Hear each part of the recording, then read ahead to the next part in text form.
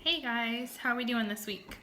So I wanted to check in with all of you. We have a little Easter activity for later too, but before we start that, I wanted to just see how everyone's doing. I know the official closing of schools and all the sports and all the activities has got to be rough on you guys. Every family, every person is going to be handling it differently. I know for us, with everything going on right now, it means that Riley can't be home with us. There's just not the amount of work that there should be this time of year, and so he has to go off and travel right now. That's why I'm repping my Lion Wife thing for him. So we support him, and we are extremely grateful that he's even able to work right now. So we will deal with it, we will move forward, but that doesn't mean that it's not hard. And so just like that is something hard that our family is struggling with, I know that there's got to be things that are hard for you guys as well, whether that be some of you 8th graders that are going to be moving on to high school, the fact that when you go back to school, you're going to be a high schooler. The rest of your middle school career is going to be done at home. And so it'll be a whole new experience. It'll be something very memorable for you, but at the same time, it's going to be hard. And it's okay that that's hard. It's all right to be upset with that and be frustrated, but it's also okay to enjoy it and, make the best out of it. So either way, whatever emotions that you're feeling with everything going on right now, I just pray that you're all healthy and that you know that you can talk to your parents, talk to Pastor Corey, talk to Riley or I, or Waming, any of your other leaders, and I'm sure that they'd all agree with me that we are more than happy to talk things out with you, to just be there for you, and answer any questions you may have. In the background, you're going to hear my kiddos, so we'll see. They've done really well staying quiet so far, and I took them on the next part of our video here when we trial ran it, so hopefully they'll stay low-key for me. Okay, so for this week, I thought since we have Easter coming up and this week is Holy Week that there's no better time than right now to learn a little bit more about the reason that this holiday is a holiday for us as Christians and how important it is. So to do that, because there's a lot of crazy things going on right now, we thought we'd do kind of a fun way to learn it. So we have a scavenger hunt here. I will write out the list and it'll be typed up a little bit more formally for you guys, but my kids and I went through and did this list already, so I'm going to kind of talk through it with you. Alright, so the first thing that you're supposed to find is something white. And again, I had my kids on this, so guess what we came up with? It's a high commodity right now. Roll of toilet paper. I did make them grab a fresh roll. They wanted to just grab the one off the dispenser, but so this is our something white.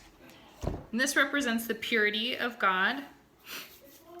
And then on the other end of the spectrum there, we have something black, which represents sin.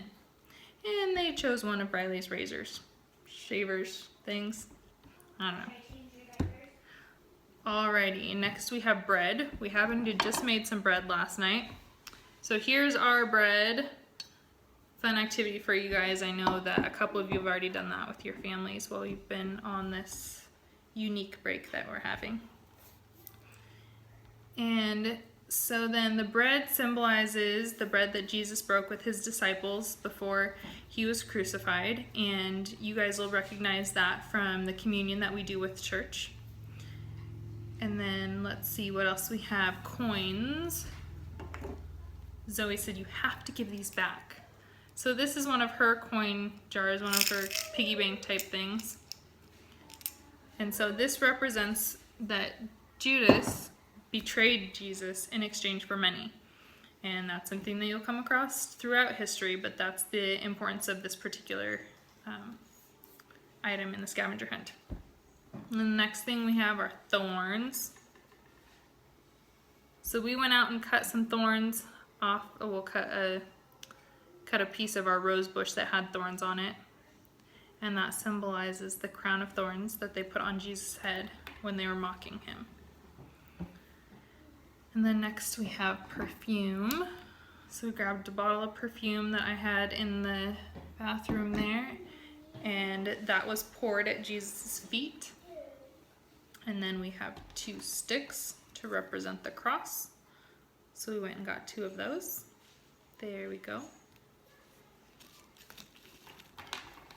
And then nails, we just did 1 nail. This one's pretty cool. I did a bigger nail because as you're going through and doing this task, this scavenger hunt, I want you to kind of visualize what it means, what the significance of Easter is, and the sacrifice that Jesus did for us.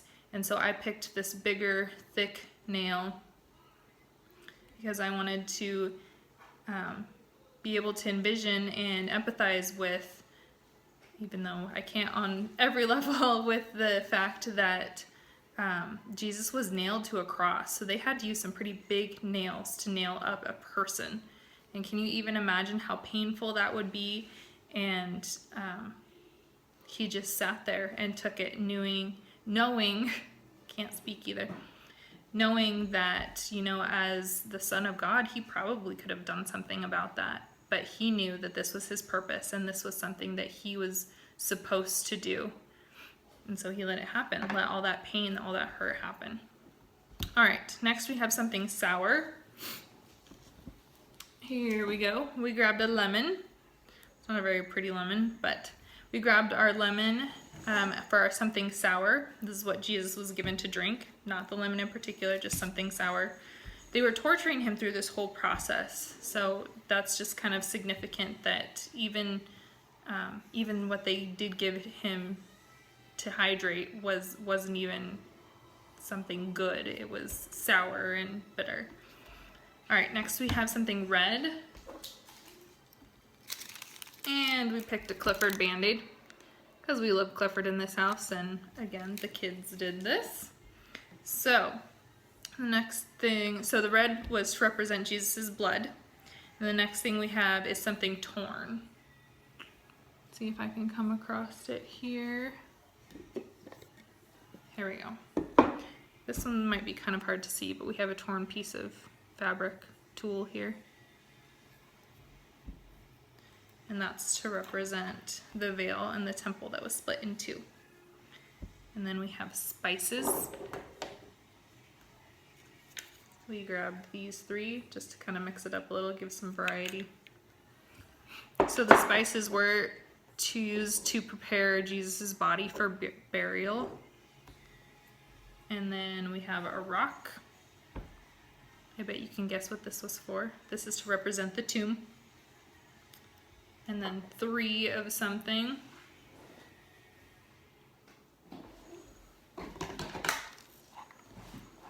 All right.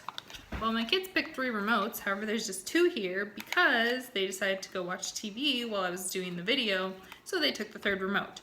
But there was 3, I promise. And then something empty. Ta-da. So, when I open this box and see that it's empty and know that it's my daughter's and there was something important in here, it freaks me out a little. Can you imagine how much higher scale that would be when they walked into the tomb and Jesus wasn't there and the tomb was empty? So that's what that represents. He is risen. He's not dead. He's not in the tomb where they left him. And then the white cloth. All right. This is our white cloth, our dish towel here. And this is to represent the white cloth that was all that was left in the tomb when they went to find him. And then something new, we're gonna have a clip for that. So I will finish up that for right now, and I just wanted to leave you guys with a quick verse. So, well, it's a couple of verses, a quick scripture, how about that? So this is Matthew 28, verses 5 through 10. So I'll read this to you real quick before we go. So it says, "The angel said to the woman, 'Do not be afraid, for I know that you are looking for Jesus who was crucified. He is not here. He has risen, just as he said. Come and see the place where he lay. Then go quickly and tell his disciples, he is risen from the dead and is going ahead of you into Galilee. There you will see him. Now I have told you.' So the woman hurried away from the tomb, afraid yet filled with joy, and ran to tell his disciples. Suddenly Jesus met them. "Greetings," he said. They came to him, clasped his feet, and worshipped him. Then Jesus said to them, "Do not be afraid. Go and tell my brothers to go to Galilee. There they will see me." How cool is that? It's one of my favorite scriptures. All right, so I hope you guys are having a wonderful week. I hope you have some fun with this scavenger hunt. Go outside, go around your house, do it with your siblings. Have a good time. Have a good Holy Week. Have a wonderful Easter. Remember what it's about and enjoy it with your families. I encourage you to take this time to learn more about it and just to enjoy the gift that was given to us. And I will see you guys next week. Bye. Okay, this little guy or girl is our something new. These are some of our baby chicks right now. They're kind of past the cute and fluffy stage because we've had them for a little bit, but I thought it would be kind of a fun something new to do for our scavenger hunt.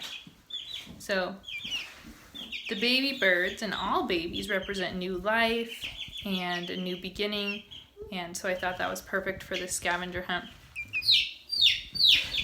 She's very vocal, and she's trying to get at my rings because they're shiny, and she thinks she's a parakeet or something. They like to sit on your hand, on your finger.